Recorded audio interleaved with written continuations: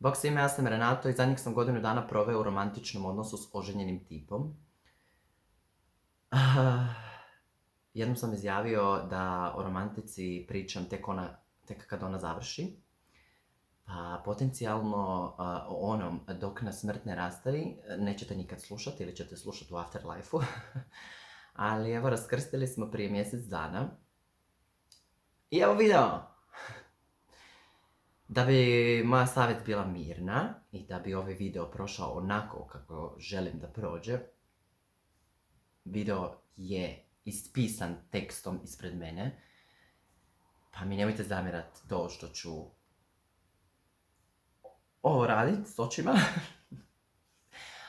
ali želim završiti priču i izbaciti to iz sebe da jednom tu završim priču. So, uhvatili smo se na pederskoj aplikaciji, mislim dan prije nego što je on sa svojom ženom otišao na godišnji.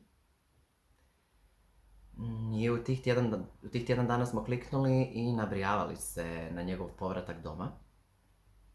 Cijela spika je bila jako seksualno nabijena. U mojoj glavi je tad bilo da ćemo se kresnut jednom, dva put i nastavit ćemo svako svojim putem jer budućnosti s oženjenim tipom nemam. Moment kad se pojavio na mojim vratima, bio je jako napet. Osnovne kriterije je zadovoljio internetskim putem, a kad je došao, meni su malo koljena klecnula. Jer baš je bio ono bomba. I poslao sam ga u sobu, jedva sam dočekao da skine sako, da mogu slinit po njemu. Long story short, u krevetu smo proveli 5 sati i sad svi misle da smo okrenuli sobu naopačke, ali u stvarnosti smo se fizički proučavali i pričali o svojim životima. Ja to slušam kako se njemu brak raspada i prema onome što govori to nije klasična priča gdje je neki peder u braku, već su jednostavno svojim odnosom došli do toga da više ne funkcioniraju skupa. Od tog dana viđali smo se praktički svaki dan, provodili smo sate u mojoj sobi, bildali smo si tu kompatibilnost. A onda me već upoznao i priznao je da je ljubomoran na moj način života, gdje sam ja tako ekstremno slobodan i neopterećen. I ja ga molim da on ne bude ljubomoran i kažem mu da sa mnom bude onakav kakav je, kakav misli da treba biti. I pritome ne aludiram na to da se mora autati kao biseksualan, kakvim se smatrao ili još uvijek smatra, nego mu jednostavno dajem prostora da diše, s obzirom da je zadnji komad braka predstavio kao jako, jako grozan. I tako eto, bio je predivan, ja sam mogao biti apsolutno slobodan pred njim, toliko da, eto, baš me slatkasto gledao kad bi stavio sjenilo na oči, kad bi se našminkao, prožvakao je moje najfeminiziranije outfite, ja sam žvakao njegove cringe dad jokes, hvatao me za ruku dok me vozio, otkrivali bi šta nas pali, pomogao sam mu ubrzat proces rastave. I tako počinjemo, izlaziti na cuge, na ručke, na večere, idemo u kazalište, idemo u muzeje, idemo u planine, posjećujemo druge gradove, idemo na evente, idemo na prosvjede, bazene, saune, gledamo serije, šetamo pse, on meni pomaže u odgoju mog psa. Igramo biljar, kližemo se, sunčamo se, on meni upoznaje obitelj, pijemo, napušavamo se, depiliramo se, poklanjamo si poklone, fotkamo se, snimamo se, partijamo s mojom ekipom. I meni nekako, kako je krenulo, bilo najbitnije da se seksamo toliko dobro da, evo, svjesno mogu reći da je to bio period najboljeg seksa u mom životu i to naročito tijekom karantene gdje smo se osjećali kao kriminalci kad bi posjećivali jedan drugoga. Ali eto, od samog početka smo si rekli da se ne želimo sputavati, pa smo imali otvoren tip veze, iako nismo nužno smatrali da smo u vezi. Dakle, uvažavali smo si intimne odnose s drugim dečkima. I meni drugi dečki nisu trebali, što sam mu morao ponavljati više puta, jer bi njemu padalo na pamet da ja ne živim ispunjen život, jer se ne seksam s drugima. A imam tu mogućnost. I sad, njegovo zabrijavanje s drugima krenulo je kad smo se prvi put posvađali. Bio je ljut na mene i čini mi se da se želio na taj način ispuhati. Ljutno je preraslo u to da me nekad nije mogao dočekati, jer sam bio ili u Daruvaru, ili sam bio na putu, ili sam ja jednostavno rekao da mi se taj dan ne druži ni s kim. A čekanje je preraslo u to da bi on u istom danu prvo obradio mene, a onda nekog drugog tipa, i obratno.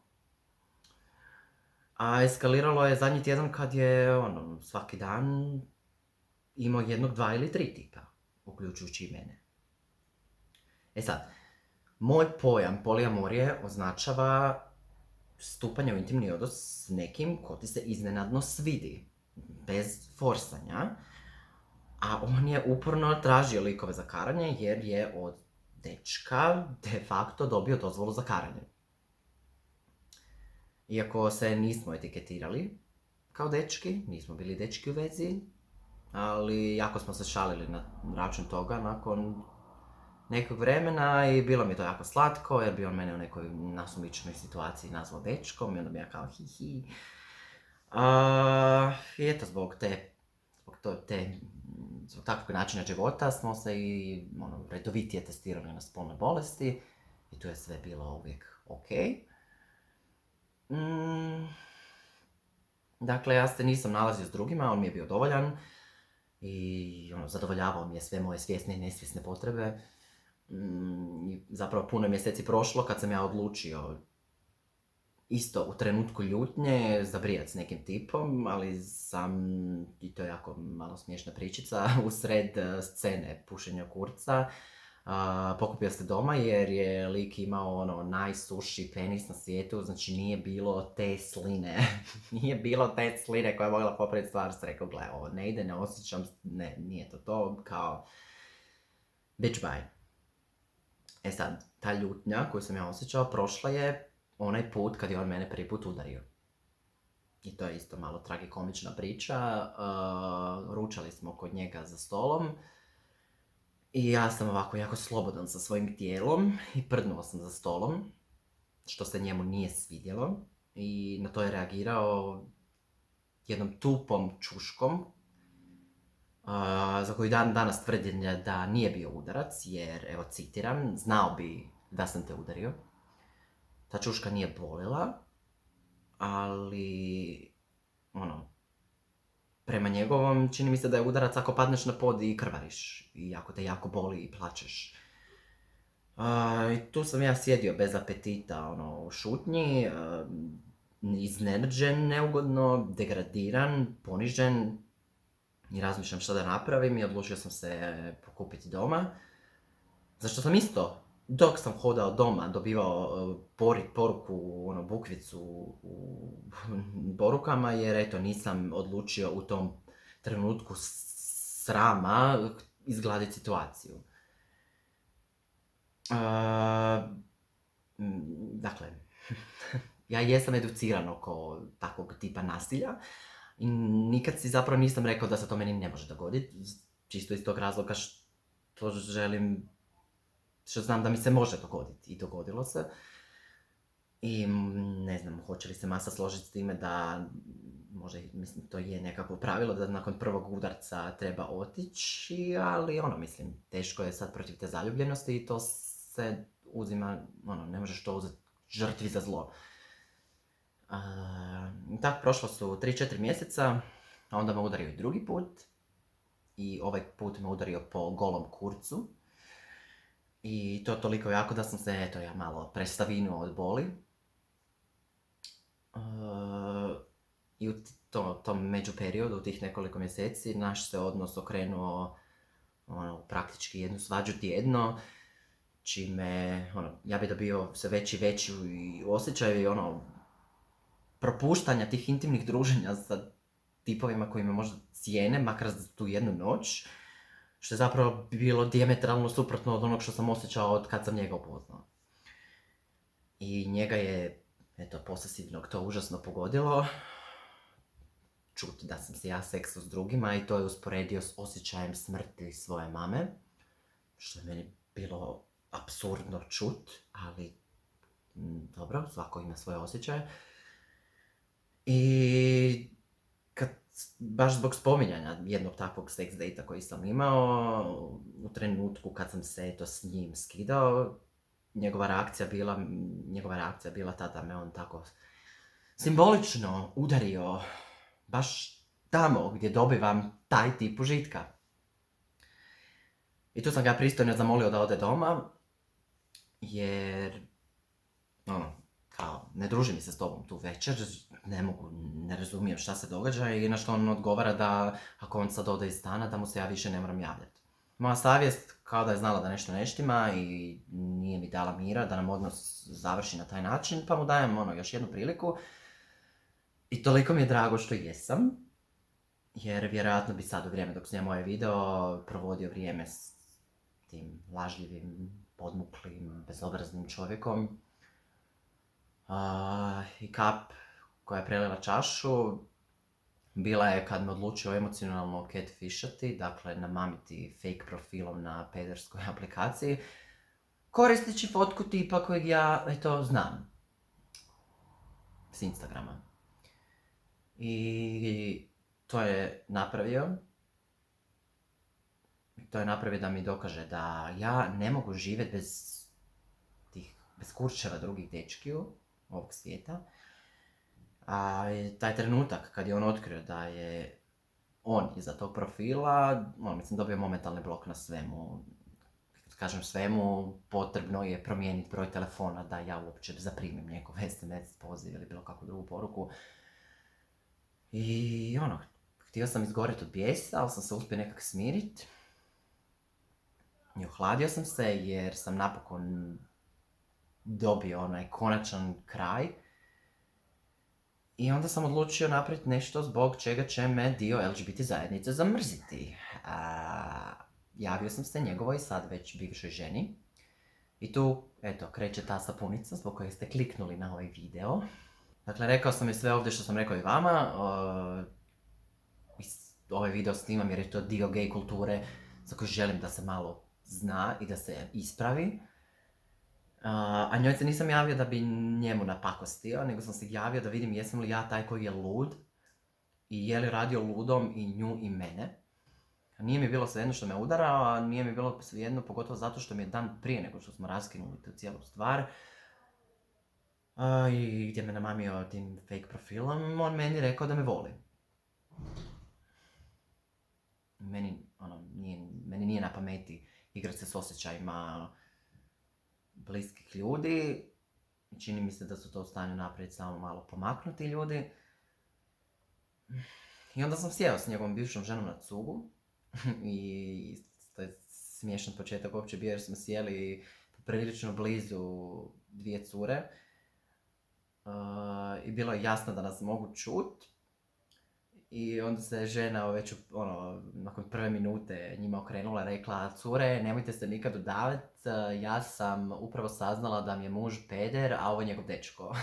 Cure stvarno blenule kao, ha? I to je zapravo bio prvi trenutak u mom životu kad sam svjedočio izoliranoj, ali potpuno opravdanoj ludosti povrijeđene žene. I to bi bilo jasno zašto se događaju ubojstva na mah i zašto se događaju ubojstva s privremenom neuračunljivosti, jer je njena svaka druga rečenica bila da će ga ubiti. Tu nam se pridružila i njihova vjenčana kuma koja je pokušavala smiriti situaciju, jer bivša žena me uhvatila za ruku i rekla idemo u auto, idemo mu na vrata i jebat ćemo mu sve po spisku. Šta nam je radio, naročito njoj. Dakle, ja sam se protivio tome, pa je ona otišla sama. A u međuvremenu sam bio s kumom koju sam morao ispričati tu cijelu priču, da vide kakvog čovjeka imaju u obitelji. I kuma nije mogla vjerovati šta sluša, ali ostala je sabrana i ona mi je pričala kakav je on i kakav je bio svih tih godina dok im je brak funkcionirao. A simpatično je ispalo, simpatično je ispalo to što me pitala kao ko je bio muško u vezi vašoj, ko je bio žensko. Dakle, dok ja sjedim s kumom, paralelno s time, on se odlučio poprilično lukavo ograditi od lude žene, tako što je svojevoljno otišao u policiju, gdje su ga zaštitili od nje. Mislim, u očima policajaca mislim da je bilo jasno da je imalo smisla da je bivšu ženu nešto prebrikalo, jer su se mjesec dana prije rastali. I onda je ona došla u policiju i saznali su zašto je popizdila. Pa su izašli iz postaje vrlo brzo. I sad jedini direktni način koji je ostao njemu da me može kontaktirati je onaj lažni profil s kojim me catfishao, a koji lukavo nisam blokirao, pa su me ujutro dočekale 2 porukice. A jedna je bila da je žena sve saznala i nadam se da nećeš imati problema. A pola sata kasnije stiže druga poruka da ću dobiti kaznenu prijavu jer sam mu sve to priuštio. I sad si mislim kao prijava što sam sjeo s nečijom bivšom ženom na cugu i popričao sam o zajedničkom ljubavniku. To je žena koja je s mojim neetiketiranim dečkom provela više od 10 života. Veći dio tih godina provela je na neuspješnoj umjetnoj oplodnji. Da bi dobili dijete, on ju je većinu tog vremena opetovano varao. Nikad sa ženama, jer to ima doma. Čini mi se da je bilo spomenuto da je uveo i neku spolnu bolest u brak. Dakle, to je žena koja je nakon par mjeseci braka obukla suknju kad su se spremali za van. Zbog čega on razbio svoje šake na zidovima stana, a i stan. Bez da sam ja to znao, ja sam njega pitao bi li on nikad udario ženu, zato što je udario mene. Na što je rekao da ne bi, ali da za dečka, bez obzira koliko on bio ženstven, a vidimo po meni da nekad znam bit, ne može reći isto. Facts, jel te? Na tu ženu se znao izderavat ako bi ujutro bilo prljavog suđa. Prilikom rastave braka navukao je ženu da potpiše izjavu da se odriče svega stečenog u braku. Svog nečaka je sprdao, zato što je tetkast, feminiziran, pederkast i debeo. I nedugo nakon što se cijela ova drama odvila, ja sam ga vidio s nekom drugom ženom. I u tih godinu dana ja nisam upoznao nikoga s njegove strane, nikoga od njegove obitelji i od njegovih prijatelja. Praktički smo provodili svaki dan skupa. Kao to iznebuha druženje s nekom ženom, koja je navodno neka kolegica s posla, mi je malo sumnjiv potez i kao sad ja pretpostavljam je li to popravljanje svojeg društvenog imidža kvazi dejtanjem neke žene. Da ima fake hegicu, sumnjam. I onda se pojavio na Prideu, on i pas. To mi nije bilo jako u potpunosti neobično, jer je neka vrsta aktivista društvenog i voli biti tako dio proaktivne kulture. Ali meni je očigledno da je tu zbog mene i to pokazuje na vrlo transparentan način, tim svojim sumnjivim prolascima pored nas i onda čekanjem da prođemo ponovno pored njega. Onda se javlja mojoj mami i njoj prijeti da će me on sam morati urazumiti ako me ona ne urazumi razgovorom. I njoj tvrdi da on ima zbog mene problema na poslu i privatno i da ja neprestano maltretiram njegovu bivšu ženu i da prestanem.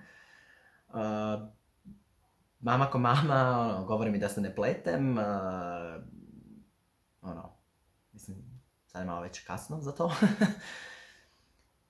A s njegovim poslom apsolutno nikakav kontakt nemam. Onda otvara profil na još jednoj pederskoj stranici i to pod nadimkom kojim mene moje društvo zove uz njegovu godinu rođenja. I stavlja u opis da je prisilno autan i da traži nekoga tko ga neće iznevjeriti nakon što mu omogući život kakav može samo sanjati. Dakle, još jednom da utvrdimo gradivo, on meni omogućava takav život, a ne ja njemu koji sam, bio tip na kojeg je bio ljubomoran i koji mu je dao prostora da diše. Tako da je godinama farbao sve oko sebe, da sebi ugodi, rasklimao je bivšoj ženi roditeljske snove, financije, meni je poljuljao i onako već sjebano povjerenje u pederski dating svijet.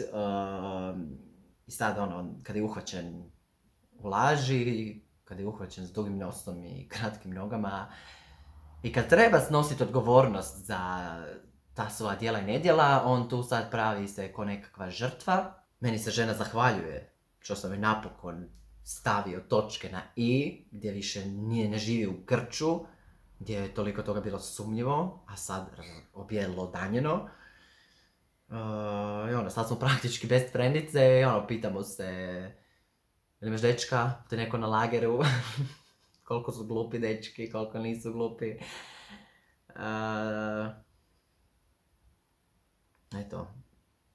Zahvaljujem se i kumi što je bila prisebna i spremna na taj razgovor u kritičnom trenutku i kad se situacija primirila. Znači, više puta smo se čuli u ovih mjesec dana i zahvalan sam svojem društvu što su bili isto sjebani zbog mene, jer bi ja njima dolazio u kojekakvim stanjima nakon naših svađa i udaraca i s tim ludim pričama i bili su ipak tolerantni i strpljivi, dok nisam rekao da je dosta. I njemu sam zahvalan što mi se prepustio i što je sa mnom živio maksimalno slobodno i što mi mamio osmijeh na lice svako jutro kad bi mi ostavio poruku jer se budio prije mene i što me prihvatio fizički takvog nesavršenog i uživao u mom tijelu, što mi uljepšao život, pogotovo u koroni koja nas još više zbližila. Vidio sam tu nekakvu zabavnu i kvalitetnu zajedničku budućnost i čini mi se da je falio još samo jedan dan, još samo jedan lijepi dan gdje bi ja njemu isto dao to znanje da ga volim.